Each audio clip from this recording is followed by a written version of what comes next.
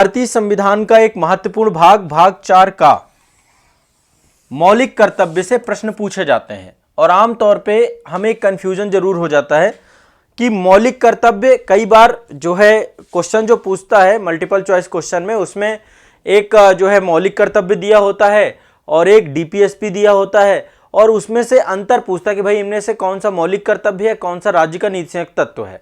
अब वो एक्चुअली होता क्या है कि हमें दिमाग में बैठती नहीं है चीजें, तो हम बता नहीं पाते। आज मैं आपको 11 के 11 मौलिक कर्तव्य याद करवा दूंगा, क्लास में ही याद कर लेंगे।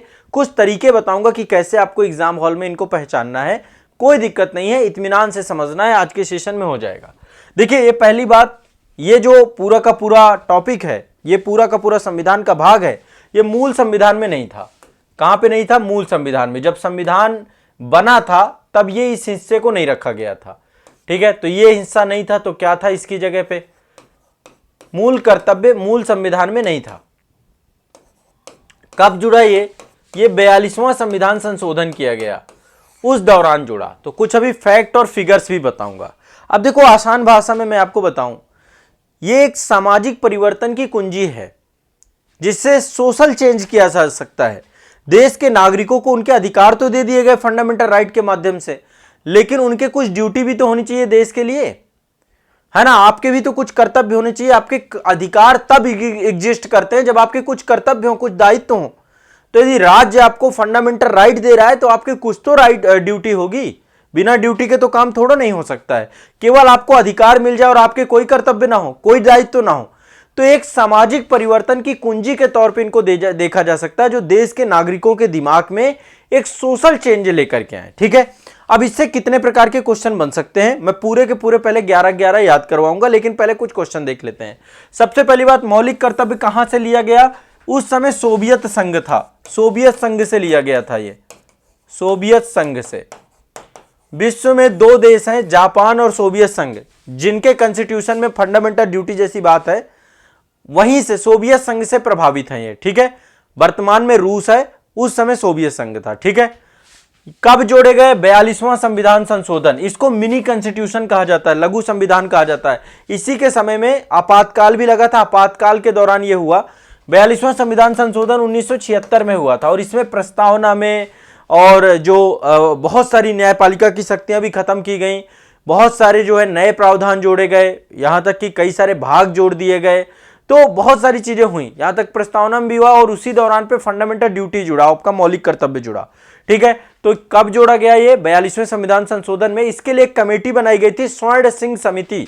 ये याद रखिएगा, एक क्वेश्चन ध्यान पूछता है, स्वर्ण सिंह समिति के सिफारिश पर, ठीक है। स्वर्ण सिंह समिति की सिफारिश पर आपके जो है मौलिक कर्तव्यों को जोड़ा गया। किसकी सिफारिश पर? स्वर्ण सिंह कमेटी। ये भी दिमाग में बैठा के रखना है, ठीक है।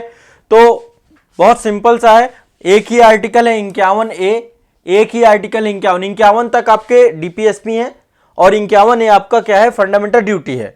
भाग 4 का के अंतर्गत आते हैं और टोटल इनके नंबर्स कितने? 11। कितने टोटल? 11 फंडामेंटल ड्यूटी हैं आपके, 11 मौलिक कर्तव्य हैं। कितने कर्तव्य हमारे? 11 मौलिक कर्तव्य हैं। इतना दिमाग में बैठाना है। जब ये बने थे तब इनकी संख्या 10 थी, लेकिन एक संशोधन करके एक और जोड़ा गया, संशोधन किया गया 86वां संविधान संशोधन। देखो, 42वें संविधान संशोधन से ये पूरा भाग जोड़ा गया और 10 फंडामेंटल राइट ड्यूटी जोड़े गए, लेकिन 86वां संविधान संशोधन हुआ आपका। 86वें संविधान संशोधन के माध्यम से आपका 11वां जोड़ा गया, 11वां एक और जोड़ दिया गया और टोटल संख्या हो गई 11 इनका। तो 86वां संविधान संशोधन से इनकी संख्या, ये कब हुआ था? 2002 में। 42वां संविधान संशोधन 1976 में हुआ था, 86वां संविधान संशोधन 2002 में हुआ था। कब हुआ था? 2002 में, ठीक है। और ये क्या है? Fundamental duty. टोटल संख्या नंबर्स कितने हैं? 11 इनकी, है ना। तो ये आपको दिमाग में बेसिक चीजें हैं, ध्यान रखना है। बहुत सिंपल सी चीजें हैं। अब थोड़ा सा मैं आपको एक बार याद करा देता हूं। इसके बारे में एक चीज और बता देता हूं, इनकी प्रकृति कैसी है। इनके लिए न्यायालय नहीं जाया जा सकता, जैसे डीपीएसपी के लिए भी हम न्यायालय नहीं जा सकते। डीपीएसपी के लिए आप न्यायालय नहीं जा सकते, वाद योग्य नहीं है, केस नहीं लाया जा सकता, वाद योग्य नहीं। वैसे ही आप फंडामेंटल ड्यूटी को लेकर के भी आप न्यायालय नहीं जा सकते, गैर न्यायिक प्रकृति के हैं। लेकिन इस पे बहुत सारे के जो है न्यायालय के द्वारा बहुत सारे जो है समय समय पर क्या किए गए हैं, बहुत सारी टिप्पणी की गई है, उन टिप्पणियों के बारे में बताऊंगा। गैर न्यायिक प्रकृति के हैं, ठीक है। एफआर जो फंडामेंटल राइट है वो आपके न्यायिक प्रकृति के हैं, न्यायिक प्रकृति के हैं। अब एक चीज ध्यान रखिएगा, यहां पे जो सबसे बड़ी चीज है जो मैं आपको बता रहा हूं, जब भी फंडामेंटल ड्यूटी आपको समझनी है कि ये फंडामेंटल ड्यूटी है कि नहीं है, लास्ट में कुछ शब्द लगे होंगे, जैसे कि करें, करें शब्द बहुत लगा होगा। आपको क्या करना चाहिए, नागरिकों को क्या करना चाहिए, एक तो करें शब्द लगा होगा, दूसरा रखें शब्द भी लगा होगा, अभी आपको दिखाऊंगा मैं, और तीसरा होगा शब्द भी लगा होगा। करना चाहिए, आपका दायित्व आएगा यहां पर, है ना, नागरिकों को ये करना चाहिए, ये रखना चाहिए, ये होगा। तो मतलब कुछ ये लास्ट में टर्म्स आते हैं, जब आपके कभी भी एग्जाम में क्वेश्चन पूछे जाएं तो आपको इससे पहचानना है कि डीपीएसपी में राज्य का कर्तव्य है, और ये फंडामेंटल राइट, आप फंडामेंटल ड्यूटी आपके नागरिकों के कर्तव्य है, ठीक है। डीपीएसपी क्या है, राज्य का कर्तव्य, राज्य का काम करना है, राज्य के लिए है। और एफडी क्या है, फंडामेंटल ड्यूटी किसके लिए है, नागरिक के लिए, नागरिक के लिए। क्लियर है, स्पष्ट है। अब चलिए एक बार थोड़ा सा हम सभी के बारे में एक बार एक एक करके देखते हैं। सबसे पहली चीज देखिए, यहां पे 11 है, एक एक करके देखेंगे, मैं आपको टर्म समझाऊंगा। देखिए पहला है संविधान का पालन करें, ठीक है, करें शब्द देखिए यहां पे आ गया। उसके आदर्शों, संस्थाओं, राष्ट्र ध्वज और राष्ट्रीय गान का आदर करें, ठीक है, 2 करें शब्द आ गया आपका। तो ये पहचान, मैं आपको बेसिक कुछ पहचान यहां पे याद कराऊंगा ताकि आपको मौलिक कर्तव्य देख लें। तो संविधान का पालन, सिंपल चीज है, संविधान के जो आदर्श हैं, संविधान के द्वारा जो संस्थाएं स्टैब्लिश की गई हैं, राष्ट्र ध्वज है हमारा, राष्ट्रीय ज्ञान है, उसका आदर करें, ये नागरिकों के लिए पहला कर्तव्य दिया गया। दूसरा, स्वतंत्रता के लिए राष्ट्रीय आंदोलन को प्रेरित करने वाले उच्च आदर्शों को हृदय में संजोए रखें। देखिए दूसरा शब्द आया रखें, और उनका पालन करें। तो यहां पर भी देखिए, जो हमारे देश के नेशनल हीरो हैं, जो फ्रीडम स्ट्रगल में हमारे लिए जिन्होंने कुर्बान कर दिया अपना सब कुछ, उनके लिए आपको क्या करना है, उनके आदर्शों को अपने हृदय में संजोना है और उनका पालन करना है, ठीक है। इसके बाद भारत की संप्रभुता, भारत की एकता, भारत की अखंडता की रक्षा करें और उसे अक्षुण्ण रखें, ठीक है। आप देखेंगे रखें और करें 2 शब्द लगातार आ रहे हैं, ठीक है। इसके बाद देश की रक्षा करें, आह्वान किए जाने पर राष्ट्र की सेवा करें, ठीक है, देश की रक्षा करें, आह्वान किए जाने पर राष्ट्र की सेवा करें। भारत के सभी लोगों में समरसता, समान भ्रातृत्व की भावना का निर्माण करें, जो धर्म, भाषा व प्रदेश या वर्ग आधारित के भेदभाव से परे हो। ऐसी प्रथाओं का त्याग करें जो स्त्रियों के सम्मान के विरुद्ध है, ठीक है। तो देखिए पहला वाला तो संविधान से जुड़ा हुआ है कि संविधान का पालन करना है। दूसरा आपका किससे जुड़ा हुआ है, जो हमारे देश के नेशनल फ्रीडम स्ट्रगल में जुड़े हुए थे, स्वतंत्रता संघर्ष, राष्ट्रीय आंदोलन से जुड़ा हुआ है, राष्ट्रीय आंदोलन और उससे जुड़े हुए आदर्श। तीसरा भारत की एकता और अखंडता से जुड़ा हुआ है, भाग 1 से जुड़ा हुआ है आपका, भारत की एकता और अखंडता, संप्रभुता, या कह सकते हैं प्रस्तावना में भी ये शब्द लिखा हुआ है आपका, ठीक है। भारत की एकता, अखंडता की रक्षा करें, संप्रभुता, तो ये आपका जो है प्रस्तावना से भी जुड़ा हुआ है, ये आपको ध्यान रखना है। आप देखिए ये प्रस्तावना से भी जुड़ा हुआ है आपका, किससे जुड़ा हुआ है, प्रस्तावना से। प्रस्तावना में भी यही पक्ष दिए गए हैं और आपके लिए भी ये ड्यूटी दी गई है, ठीक है। दूसरा देश की रक्षा करें, ये सारा कुछ जितने भी हैं आपको अभी शुरुआत में भारत के लिए ही हैं। राष्ट्र की सेवा करें, इसके बाद भारत के, अब यहां पे भारत के लोगों की बात की जा रही कि भारत के सभी लोगों में समरसता और भ्रातृत्व की भावना का निर्माण करें, धर्म, भाषा, प्रदेश, वर्ग आधारित भेदभाव से परे हो।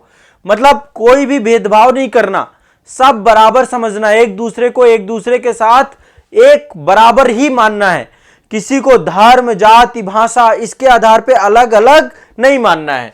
तो सभी लोगों में समरसता, समान भ्रातृत्व की भावना का निर्माण करना है, धर्म, भाषा व प्रदेश या वर्ग आधारित, ठीक है, वर्ग आधारित भेदभाव से परे हो और ऐसी प्रथाओं का त्याग करें जो स्त्रियों के सम्मान के विरुद्ध हो। तो देखिए करे शब्द आ रहे हैं आपके जितने, ठीक है। इसके बाद हमारी सामाजिक संस्कृति की गौरवशाली परंपरा के महत्व को समझे और उसका परिरक्षण करें। ठीक है, तो ये कल्चर से जुड़ा हुआ है। अब देखिए यहां पे थोड़ा सिंपल कर देते हैं। पहला पॉइंट संविधान से जुड़ा हुआ है, संविधान।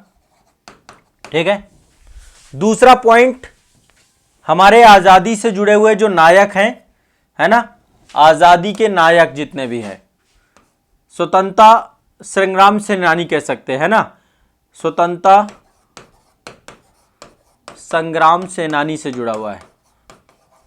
इससे याद हो जाएगा आपको, अभी मैं बिल्कुल याद कराने के मूड में हूं, याद करा दूंगा। तीसरा आपका जो जुड़ा हुआ है ये राज्य से जुड़ा हुआ है, राज्य कि राज्य की संप्रभुता रहे, राज्य की परिभाषा मैंने पढ़ाई है ना, तो तीसरा राज्य से जुड़ा हुआ है। चौथा भी आपका राज्य से जुड़ा हुआ है कि देश की रक्षा करे, आह्वान किए जाने पर राष्ट्र की सेवा करे, यह भी राज्य से जुड़ा हुआ है, चौथा भी। पांचवा राज्य के लोगों से जुड़ा हुआ है, नागरिकों से जुड़ा हुआ है कि नागरिकों को बराबर समझें, भेदभाव ना करें, नागरिकों से जुड़ा हुआ है। छठवां हमारे कल्चर से जुड़ा, हमारी संस्कृति से जुड़ा हुआ है कि हमारी संस्कृति की रक्षा करना है आपको, जो हमारा कल्चर है, हमारी संस्कृति है।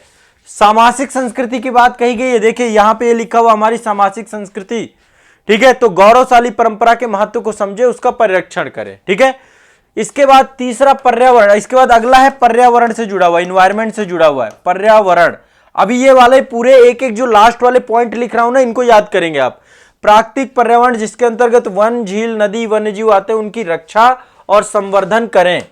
ठीक है, और प्राणी मात्र के लिए दया भाव रखें, करें और रखें शब्द आएंगे हर जगह पे।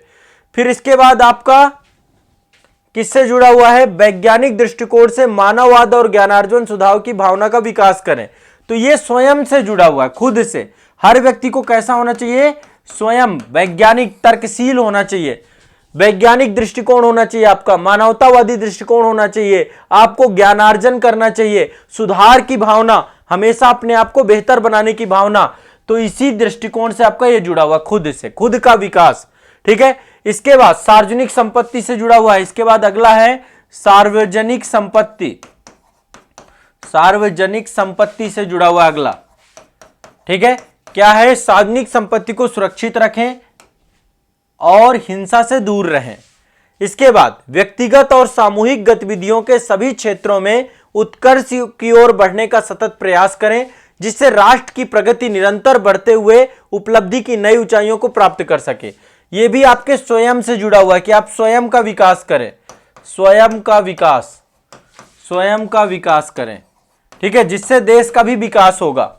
ठीक है, तो व्यक्तिगत और सामूहिक, मतलब व्यक्तिगत भी, व्यक्तिगत तौर पे भी उपलब्धियां लीजिए, सामूहिक तौर पे भी ऐसी उपलब्धियां करिए जिससे क्या हो जाए, राष्ट्र की प्रगति और निरंतरता में बढ़ते हुए नई ऊंचाइयों को प्राप्त किया जा सके। इसके बाद ये अभिभावकों के लिए लिखा गया है, किसके लिए, अभिभावकों के लिए, अभिभावकों के लिए। यह आपका 11वां नंबर है। अभिभावकों के लिए कुछ ड्यूटी दी गई है कि अभिभावकों का क्या कर्तव्य है, अभिभावक का जो आपके गार्जियन है उनके लिए क्या ड्यूटी दी गई है कि 6 से 14 वर्ष की आयु के बीच के अपने बच्चे को शिक्षा के अवसर प्रदान करना है। और इसको जो है आपका 86वें संशोधन के द्वारा जोड़ा गया है। अब सिंपल सा देखो, अब आपको याद हो जाएंगे सारे के सारे, मैंने डिकोड कर दिए। देखो पहला तो संविधान से जुड़ा, हमारे देश में सर्वोपरि क्या है, संविधान। संविधान के बाद दूसरा क्या है, देश को आजाद करने वाले हमारे स्वतंत्रता संग्राम सेनानी, दूसरा उनसे जुड़ा हुआ है। तीसरा हमारे देश की राज्य की संप्रभुता से जुड़ा हुआ है, राज्य की संप्रभुता, एकता, अखंडता, जैसे प्रस्तावना में टर्म्स दिए गए हैं ना, वो सारे हैं। इसके बाद फिर आपका राज्य से जुड़ा हुआ कि राज्य की रक्षा करें, देश की सेवा करें, देश को जो है आप बेहतर बनाएं। ठीक है, तो ये आपका। इसके बाद अगला नागरिकों से जुड़ा हुआ कि नागरिकों को भेदभाव ना करें, है ना, धर्म, भाषा, प्रदेश के आधार पर कोई भी भेदभाव ना करें, और स्त्रियों के विरुद्ध सम्मान रखें, ऐसी कोई भी प्रथा का पालन ना करें। तो ये आपका महिला सशक्तिकरण से भी जुड़ा हुआ है, महिला सशक्तिकरण, महिला सशक्तिकरण, सशक्तिकरण। ठीक है, यह भी ध्यान रखिएगा, नागरिक, महिला, हर चीज से जुड़ा हुआ, धर्म, भाषा, प्रदेश, वर्ग, सभी प्रकार की, और महिला सशक्तिकरण से भी जुड़ा हुआ है। ठीक है, इसके बाद हमारी सामाजिक संस्कृति, हमारी कल्चर की हमें रक्षा करनी है, हमें पर्यावरण की रक्षा करनी है, स्वयं को हमें बेहतर बनाना है, स्वयं को बेहतर बनाना है, सार्वजनिक संपत्ति की रक्षा करनी है ना, स्वयं का विकास करना है और अभिभावकों के लिए जिम्मेदारियां दी गई। बस इतने पॉइंट है। संविधान की रक्षा, स्वतंत्रता संग्राम सेनानियों का सम्मान करना है, ठीक है, देश की रक्षा करनी है, राज्य की रक्षा करनी है, एकता, अखंडता, संप्रभुता, सारी चीजें। इसके बाद क्या है, यहां पे अपने संस्कृति की रक्षा करनी है, नागरिकों की रक्षा करनी है, सब बस इसी तरीके से आपको पर्यावरण की रक्षा करनी है, स्वयं को बेहतर बनाना है, सार्वजनिक संपत्ति की रक्षा करनी है, व्यक्तिगत स्वयं का विकास करना है और अभिभावकों के लिए। ये आपके टोटल दिए गए हैं फंडामेंटल ड्यूटी। अब आप मुझे एक बार बताओ, कुछ थोड़ा बहुत आपको आइडिया लगा कि ये कैसे याद किए जा सकते हैं? आप एक बार इनको तोड़ दीजिए, इनके भाव को समझिए कि क्या कहना चाहते हैं। बस संविधान की रक्षा, देश के स्वतंत्रता संग्राम सेनानियों की रक्षा, ठीक है, राज्य की रक्षा, राज्य की रक्षा में 2 आर्टिकल हैं आपके, ठीक है, 2 क्लॉज हैं, तीसरा और चौथा, ठीक है, एक आपकी एकता अखंडता की बात कर रहा है, दूसरा रक्षा और राष्ट्र की सेवा करें। तो राज्य की रक्षा, राज्य के नागरिकों की रक्षा, है ना, नागरिकों में भी आपस में भ्रातृत्व रहे, प्रेम रहे, विश्वास बंधा रहे, ठीक है, कल्चर संस्कृति की रक्षा, इसके बारे में बात की गई है। पर्यावरण की रक्षा, यह भी ध्यान रखना है, पर्यावरण की रक्षा की बात भी की गई है। स्वयं का विकास करना है, आत्म विकास करना है, ठीक है, सार्वजनिक संपत्ति की रक्षा करना है, फिर आपको स्वयं का विकास करना, फिर अभिभावकों के लिए कर्तव्य दिया गया है। सिर्फ इतना कर्तव्य दिया गया कि जिम्मेदारी करनी है। बस इतना करके आप याद कर लो, ये बहुत सिंपल है। अब चलो मैं पूरा एक बार फास्ट याद करा रहा हूं, ठीक है। पहला है संविधान का पालन करें, उसके आदर्शों, संस्थाओं, राष्ट्रध्वज, राष्ट्रगान का आदर करें। क्लियर है? आदर करें, करें शब्द देखिए आ गया यहां पे, जहां भी करें शब्द आएगा, रखें शब्द आएगा, क्या हो जाएगा? Fundamental duty. स्वतंत्रता के लिए राष्ट्रीय आंदोलन को प्रेरित करने वाले उच्च आदर्शों को हृदय में संजोए रखें, उनका पालन करें, ठीक है। भारत की संप्रभुता, एकता और अखंडता की रक्षा करें और उसे अक्षुण्ण रखें। देश की रक्षा करें, आह्वान किए जाने पर राष्ट्र की सेवा करें। भारत के सभी लोगों में समरसता, समान भ्रातृत्व की भावना का निर्माण करें। धर्म, भाषा व प्रदेश आधारित सभी प्रकार के भेदभाव से परे हो, ऐसी प्रथाओं का जो है परित्याग करें जो स्त्रियों के सम्मान के विरुद्ध हैं। तो यहाँ पे महिलाओं के सम्मान की बात भी की गई है, ठीक है। सामाजिक संस्कृति की गौरवशाली परंपरा को समझे, उसका परिरक्षण करें, कल्चर को प्रोटेक्ट करने की बात की गई है। भारतीय पर्यावरण जिसके अंतर्गत वन, झील, नदी, वन्य जीव आते हैं, उनकी रक्षा करें और प्राणी मात्र के लिए दया भाव का भाव रखें। वैज्ञानिक दृष्टिकोण और मानववाद और ज्ञानार्जन में सुधार की भावना का विकास करें। सार्वजनिक संपत्ति को सुरक्षित रखें, हिंसा से दूर रहें, ठीक है, किसी प्रकार की हिंसा से दूर रहें। ये जो दंगे वगैरह होते हैं उन सब के लिए आपकी फंडामेंटल ड्यूटी है कि ऐसी चीजों में आप प्रतिभाग ना करें। व्यक्तिगत और सामूहिक रूप से उत्कर्ष की ओर बढ़ने का सतत प्रयास करें, जिससे राष्ट्र की प्रगति निरंतर बढ़ते हुए नई ऊंचाइयों को प्राप्त कर सके। और 6 से 14 वर्ष के आयु के बच्चों के अभिभावकों को क्या करना है? उनको शिक्षा के अवसर को प्रदान करने का प्रयास करना है। तो ये तो आपके फंडामेंटल ड्यूटी हैं। यदि आप 11 के 11 1-2 बार और पढ़ लोगे तो आपको याद हो जाएंगे, रट जाएंगे। अब देखो इनका महत्व क्या है। सबसे पहली बात, इसमें बहुत सारी चीजें कही गई हैं। पहली चीज की गई कि यदि कोई असामाजिक गतिविधि करता है, असामाजिक गतिविधि क्या हो सकता है? भेदभाव करना असामाजिक गतिविधि है ना, भेदभाव करना, हिंसा करना, सार्वजनिक संपत्तियों को नुकसान पहुंचाना। तो असामाजिक गतिविधि नहीं कर सकते आप इस देश में, इसके लिए चेतावनी दी गई है। इसमें बकायदा आपको बोला गया आपकी ड्यूटी की, आपकी ड्यूटी है कि राष्ट्र के विकास में योगदान करें, राष्ट्र के विनाश में योगदान ना करें, राष्ट्र का अपमान ना करें, राष्ट्रीय ध्वज का अपमान ना करें, सार्वजनिक संपत्ति को समाप्त ना करें, सार्वजनिक शांति को भंग ना करें। इन सब की व्यवस्था यहां पे हर बात पे बात की गई है। तो असामाजिक गतिविधि, जो अराजक गतिविधि है, उसके लिए पहली बात सख्त निर्देश फंडामेंटल ड्यूटी में दिए गए हैं कि कोई भी व्यक्ति का ये कोई भी किसी भी प्रकार से वो सार्वजनिक संपत्ति को समाप्त ना करे, भेदभाव ना करे, राष्ट्रगान का आदर करे, राष्ट्रध्वज का सम्मान करे। ये सारी चीजें दी गई हैं। पहली बात तो ये बोला गया, असामाजिक गतिविधियों के विरुद्ध स्पष्ट चेतावनी आपकी फंडामेंटल ड्यूटी में दी गई है। दूसरा, अनुशासन, थोड़ा सा अनुशासित जीवन रहे, राष्ट्र के प्रति अनुशासन रहे आपका, राष्ट्र के प्रति आपका प्रतिबद्धता रहे, राष्ट्र के प्रति आपका कमिटमेंट रहे, है ना। एक सक्रिय नागरिक बने आप, सक्रिय भागीदार बने, राष्ट्रीय लक्ष्यों को साकार करने का प्रयास करें, देश के साथ अपने आप को जोड़ पाए। इसलिए फंडामेंटल तो ये अनुशासन और आपकी प्रतिबद्धता को भी तय करने का काम करते हैं। दूसरा, कानून की संवैधानिकता को भी निर्धारित करने में सहायता करते हैं। वैसे तो ये न्याय योग्य नहीं है, वाद योग्य नहीं है, आप इनके लिए न्यायपालिका में नहीं जा सकते हैं, लेकिन जब न्यायपालिका किसी मामले को सुनवाई करती है, मान लीजिए आपने राष्ट्रीय ध्वज का अपमान कर दिया है ना, अब इसके लिए बाकायदा एक कोड बना हुआ है, आपका राष्ट्रीय ध्वज को लेकर कोड बना हुआ है कि राष्ट्रीय ध्वज को कैसे आपको लगाना है, कैसे उसका प्रयोग करना है, एक प्रॉपर एक कोड बनाया गया, ध्वज संहिता बनाई गई है हमारे देश में। आपने राष्ट्रगान का, देश के किसी आदर्श का, जो हमारे जैसे महात्मा गांधी को लोग बुरा भला कहते रहते हैं, तो जब कभी आपके ऊपर किसी भी प्रकार का कोई भी केस होता है तो वैसे में फंडामेंटल ड्यूटी न्यायालय को मार्गदर्शित करते हैं कि संविधान की, कानून की संवैधानिकता को निर्धारित कर पाए। जैसे मान लीजिए विधायिका भी बहुत सारे कानून पारित करती है, लेकिन जब संवैधानिकता की जांच में न्यायालय में वो जाता है तो मौलिक कर्तव्य में घटक निहित है, तो ऐसे कानून को उचित माना जाएगा। मतलब फंडामेंटल ड्यूटी निहित होनी चाहिए, केवल एक तरफा नहीं होना चाहिए, आपके कर्तव्यों को भी वहां पे डाला होना चाहिए। तो न्यायपालिका जो है समय समय पर फंडामेंटल ड्यूटी से भी मार्गदर्शित होती है। ठीक है, इसके बाद एक तरीके से आपको फंडामेंटल अधिकार दिए गए, मौलिक अधिकार दिए गए, लेकिन मौलिक अधिकार तब आपके सुरक्षित रह सकते हैं जब आप अपनी ड्यूटी को भी निभाएं, आप देश के प्रति अपनी वफादारी को निभाएं, तब आपको मौलिक अधिकार मिलेंगे।